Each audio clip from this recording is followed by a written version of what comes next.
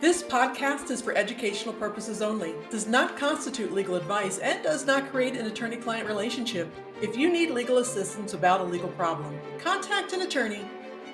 You've worked hard for your license. Years of school, exams, late nights, trainings, lots of real sacrifice. But here's the terrifying part that nobody really tells you. Licensed professionals lose their careers every single day.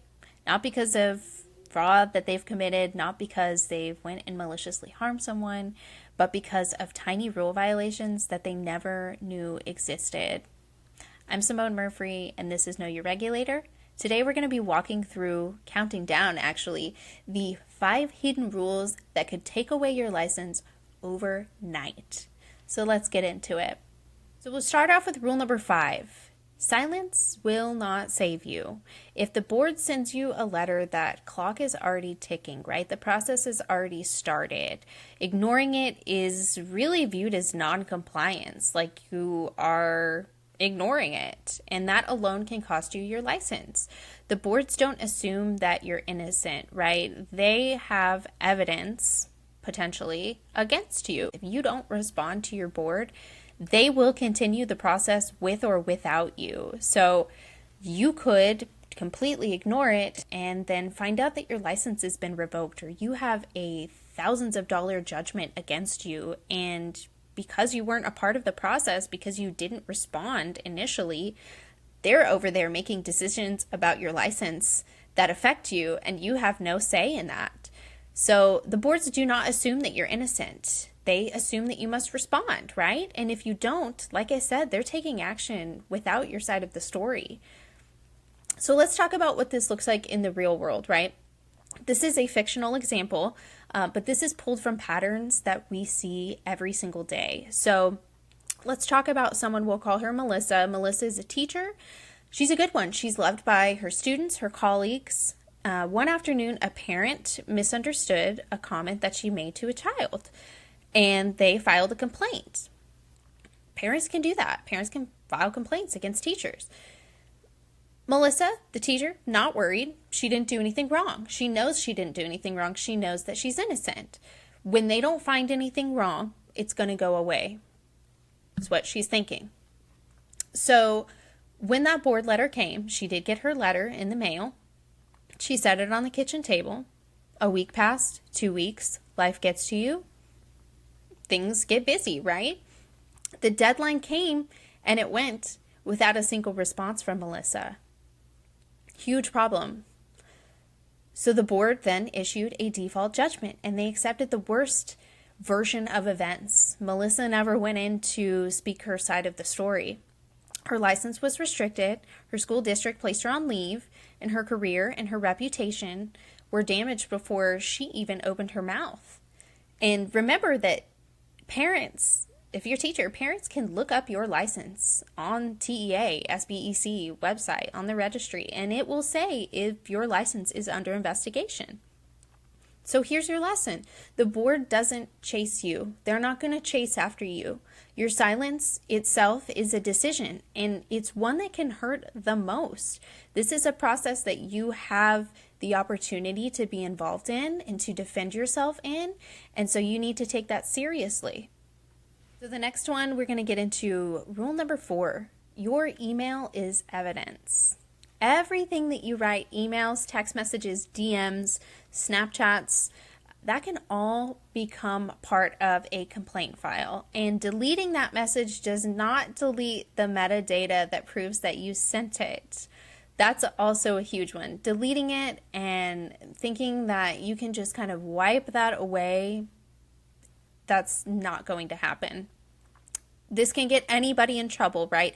Teachers communicating on personal phones, dentists forwarding x-rays through personal emails, nurses that are charting outside of approved systems, realtors texting contract details insecurely. I mean, you want to make sure that you have those systems in place to be able to share that information with your client, with a third party. One harmless message can be treated as a breach of confidentiality or falsification. So your communication is part of your everyday record. You need to know the channels that you are approved to communicate in, and more so, what are the overarching rules and regulations that play into your profession and how you are able to communicate with someone. It's very, very important. This is one that can be so often overlooked because it seems like common sense or that you absolutely know what to do. But I would encourage you to go back and double check and make sure that the systems that your employer has in place are compliant with the rules and regulations of your profession, and B, are you securely using that system? Are you using it the way it's intended to? And make sure that you are not sharing any sort of confidential information. I mean, that can get you in big trouble outside of licensing as well. Moving on to rule number 3, everyone does it is not a defense. Every profession has those shortcuts that become normal. Nurses, I think we all know that digital charting has a lot of shortcuts in today's age. These unspoken rules of survival on a busy day become the norm. And the board they don't adhere to that norm, right? They don't care what kind of culture that you guys have got going on, because they're caring about the rules. They're caring about upholding this, the rules and regulations that are in place. So they don't care if everyone else is doing it or why you may have done that. The fact is they care what you did. So let's talk about that for a second. Let's think about another fictional license holder, not a real person. Let's call him Jordan. Jordan is hardworking. He's respected.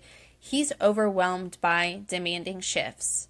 One day, a coworker comes up to him and says, "Hey, I just need you to co-sign this for me. I already did the work. We all do this. I just need you to sign this real quick so we can get on with it." Jordan signed. He didn't even think twice about it, right? He just kind of took his coworker's word for it. Hey, we're really fast. We need to get this done. Don't tell me that doesn't happen in your workplace. But a month later, not because of a complaint, but a routine audit, investigators found that Jordan's signature was on procedures that Jordan wasn't present for. And when he was questioned, Jordan said, "Everyone does it. Everyone does it." Those words ended his career. The board responded with the words that do matter. "We're not disciplining everyone. I'm sure growing up your parents told you, if so-and-so jumped off a bridge, would you do it too? If so-and-so signed for a procedure that they weren't present for, would you do it too? Would you be willing to put your license on the line for such a quick shortcut like that?" Because Jordan's license, boom, suspended. Job gone, savings wiped out. That one shortcut, that one moment where culture was over compliance, it replaced that compliance, ended Jordan's career. So that is why that's how we all do it, or that's just what we do. It's dangerous. It's very dangerous when you are a licensed professional and you're in a setting where you hear, "We all do it that way. That's the way. I know you heard it this way, or I know that they told you to do it this way, but we don't do it that way. We do it this way." Dangerous. You got to think about, is that something I'm really supposed to do? Am I potentially putting my license on the line for such a quick fix in the moment? Are you? Okay, moving on to rule number 2, which is one we talk about a lot on Know Your Regulator. Social media is a minefield, and it's so true. A post can do a lot of damage, potentially even more than a workplace event, right? Something that happens at work. Not because you were intentionally doing anything, but there are thousands of scenarios, I would say, in which you could find yourself with social media violating a rule. I mean, you could have some sort of identifying factor in the back of a picture that reveals patient information. You could have, you could be posting something real nasty about someone and have your location tag on at your workplace. And now everybody knows, they could put two and two together. A joke that you're joking about, it could be a little bit too far on social media. Maybe not to you, but to someone else. They may perceive that as going too far. A rant, if you're venting on social media, if you are sharing a patient testimonial or a client testimonial without consent, huge one. Absolutely huge. The boards are watching, your employers are watching, and there are strangers on the internet, haters maybe on the internet, that are going to report you. They're going to see that, and it could be that you didn't even do anything wrong, but someone has some sort of personal grudge against you. You have to be careful about what you post on the internet as a licensed professional, just 24/7. Like I said, strangers are always willing to report. There are haters who are ready to go get at you. There are people who are just not having a good day and want somewhere or something to take it out on, and that may be you, and you don't want to fall prey to anything like that. Don't even open the door. Keep all of that off of social media and out of your digital footprint. Something very major to remember, if you wouldn't want the board to see it, don't post it. Don't post it. Point blank. If you wouldn't want the board to see it, don't put it up on the internet, because they will. They'll find it. And here we are at rule number 1. This one is tough. Can be a tough pill to swallow, maybe. Rule number 1 is you might have to report yourself. Yeah, you might have to report yourself. Many boards require self-reporting for things that you don't even realize can trigger discipline. Arrests are a huge one. Many, if not all, boards require that you self-report that arrest, which can be really scary and really daunting. No one wants to come right out and say, I've been arrested for anything. And even if you don't agree with the arrest, even if you don't agree with the alleged offense that you may or may not have committed, you still have to disclose that you were arrested to the board. It is not potentially the mistake that will get you in trouble. It's really the failure to disclose it and the fact that you're trying to hide things from the board. They see non-reporting as dishonesty, and that can become more serious of an issue than the actual violation that you allegedly committed by itself. And I say allegedly, put air quotes, but really, it is allegedly, right? You haven't been convicted. You're just reporting the arrest, which is showing honesty with the board. If something happens, you've got to know your reporting requirements, right? I said many, if not all. You need to check with your specific board to see what are those requirements. If you are arrested, how quickly are you supposed to report that to your board? And you are not going to want someone else, your employer or somebody else, to find that out before you are taking charge of it, right? Taking responsibility, taking action, and putting yourself in the best light to move forward.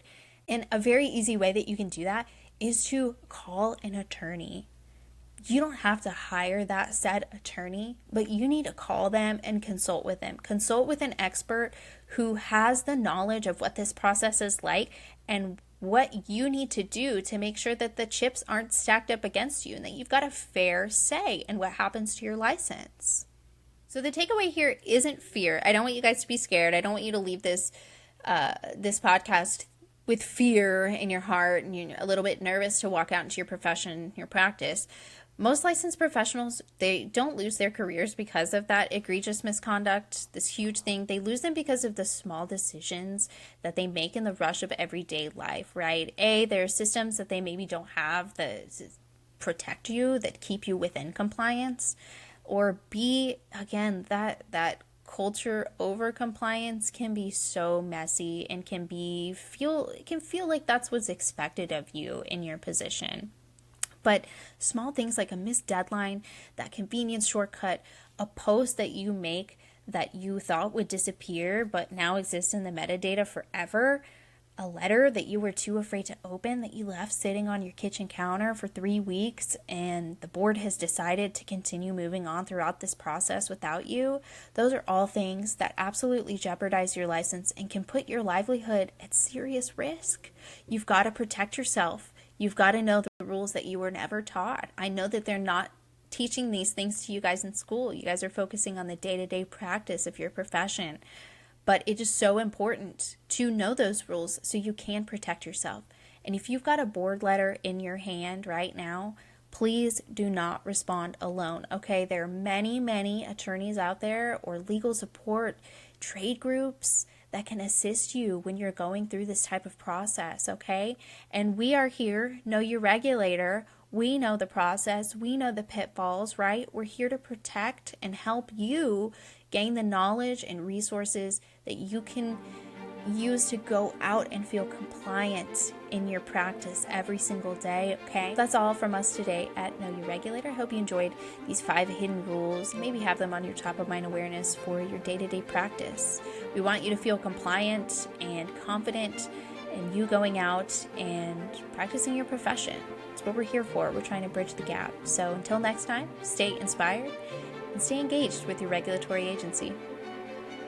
Know Your Regulator, the podcast that inspires you to engage.